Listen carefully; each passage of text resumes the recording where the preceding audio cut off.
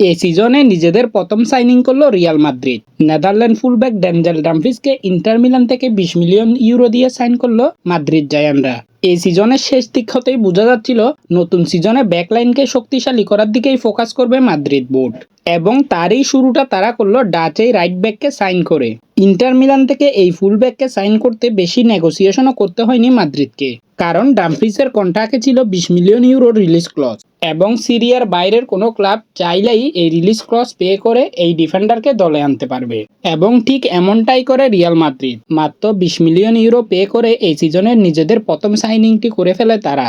এখন দেখার বিষয় মাদ্রিদের জার্সিতে কতটা দাপট দেখাতে পারে সাবেক এই ইন্টার রাইট ব্যাক। তবে এখানেই থামছে না মাদ্রিদ, কারণ এর পরপরেই তারা সাইন করতে চাচ্ছে লিভারপুল ও ফ্রান্স সেন্টার ব্যাক ইব্রাহিম কোনাতেকে।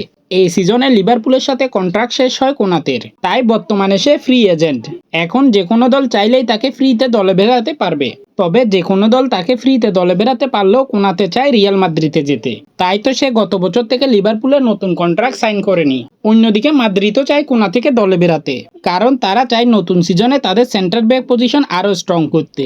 তবে এই সাইনিংয়ে সবচেয়ে বড় একটি রোল প্লে করবে মাদ্রিদের প্রেসিডেন্ট ইলেকশন, কারণ কোনা থেকে দলে আনতে চায় ফ্লোরেন্তিনো পেরেজ। এখন এবারের ভোটে যদি পেরেজ বোর্ড প্রেসিডেন্ট পদে রিইলেক্টেড না হয়, তাহলে হয়তো এই সাইনিং অন্যদিকে মোড় নিবে। এখন সবটা নির্ভর করবে প্রেসিডেন্ট ভোটের উপর। যদি পেরেজ জয়ী হয়, তাহলে এই সিজনে মাদ্রিদের জার্সিতে দেখা যাবে এই ফ্রান্স সেন্টার ব্যাককে। অন্যদিকে ব্রাজিলিয়ান উইঙ্গার সাবিনহো যোগ দিতে চায় টটেনহাম হটস্পরে। গত সিজন থেকেই টটেনহাম তাদের প্রধান টার্গেট হিসেবে দেখছে ব্রাজিলিয়ান এই অ্যাটাকারকে, এবং সাবিনহো চাচ্ছিল টটেনহামে যেতে।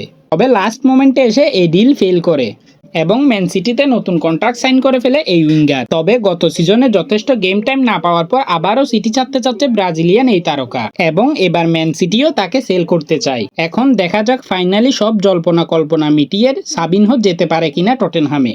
এদিকে back to back champion league জিতার পরও এই সিজনে পিএসজি ছাড়তে পারে 3 পিএসজি প্লেয়ার। প্রথম জন হলো পিএসজি ও পর্তুগাল স্ট্রাইকার গোঞ্জালো রামোস। পিএসজিতে আশানুরূপ পারফর্ম করতে পারেনি এই পর্তুগিজ স্ট্রাইকার, তাই নতুন স্ট্রাইকার দলে আনতে চাচ্ছে পিএসজি, আর এ কারণে পিএসজি ছাড়তে যাচ্ছে এই স্ট্রাইকার। দ্বিতীয় জন হলো তাদের মিডফিল্ডার ক্যাং ইনলি। পিএসজির প্যাক মিডফিল্ডের কারণে যথেষ্ট গেম টাইম পায় না এই মিডফিল্ডার, যার কারণে এই সিজনে দল ছাড়তে যাচ্ছে সে।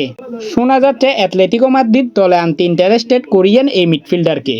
এরপর তৃতীয় যে প্লেয়ার পিএসজি ছাড়তে যাচ্ছে তা হলো তাদের গোলকিপার লুকাস এবিয়ার। ডোনারুমা চলে যাওয়ার পর পিএসজির নাম্বার 1 কিপার হিসেবে দেখা হচ্ছিল এই কিপারকে, তবে ভালো পারফর্ম করতে না পারায় পিএসজির নাম্বার 1 কিপারের পজিশনটি হারায় সে, এবং ব্যাকআপ গোলকিপার হিসেবেই দলে খেলতে হচ্ছিল তাকে, যার কারণে এবার ফ্রান্সের ওয়ার্ল্ড কাপ স্কোয়াডেও চান্স পায়নি সে। তাই নিয়মিত গেম টাইমের জন্যই পিএসজি ছাড়তে যাচ্ছে এই ফ্রেঞ্চ কিপার। এই ছিল আজকের ট্রান্সফার সমাচার। ভিডিওটি ভালো লাগলে চ্যানেলকে অবশ্যই সাবস্ক্রাইব করে সাথে থাকবেন।